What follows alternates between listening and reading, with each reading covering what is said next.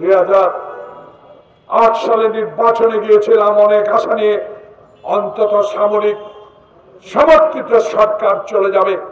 সেদিন শেখ হাসিনার কুমন্ত্রণ গ্রহণ করেছিলেন মঈন ফখরুদ্দিন। বিএনপির মতো একটা বৃহত্তম রাজনৈতিক দলকে মাত্র কয়েকটি আসন দিয়েছিলেন। ষড়যন্ত্র করে শেখ হাসিনাকে ক্ষমতায় বসিয়েছেন। তার পরিণামে এখন ফখরুল মহিউদ্দিন আপনি কোথায়? তাই ইতিহাস, এই ইন্টেরিয়াম গভর্নমেন্ট আপনাকে জানতে হবে।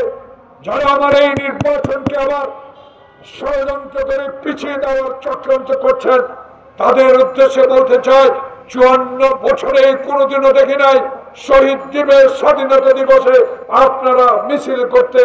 আমরা শুনেছি আপনাদের একটি পত্রিকার মাধ্যমে 1971 সালে আমরা যারা যুদ্ধ করেছিলাম তাদেরকে অমুসলিম বলা হয়েছে। তাই আবার নতুন চক্রান্ত শুরু করেছেন। যখন ইন্টারিয়াম গভর্নমেন্ট সুনাম অর্জনকারী ডক্টর ইউনূস বাংলাদেশে নভেম্বর অক্টোবরে একটা নির্বাচনের দাবি কথা বলা শুরু করলেন, তখনই আবার আপনাদের মুখে রাম রাম।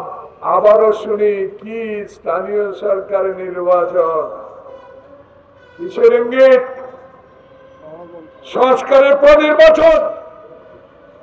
কোথায় ছিলেন স্বাধীনতা যুদ্ধের সময়?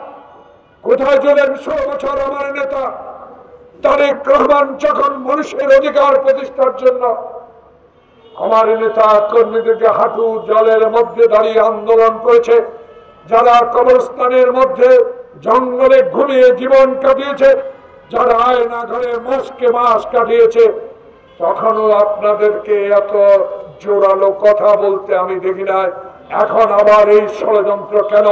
এই ষড়যন্ত্র বাংলাদেশের জাতীয়তাবাদীর শক্তি 16 বছর হাসিনার কাছে আমরা মাথা নত করে নাই। এখনো এই সরকারকে সমর্থন দিলেও নির্বাচন নিয়ে কোনো চক্রান্ত হলে আমরা মাথা নত আল্লাহ ছাড়া কারো কাছে করব। এত সহজ?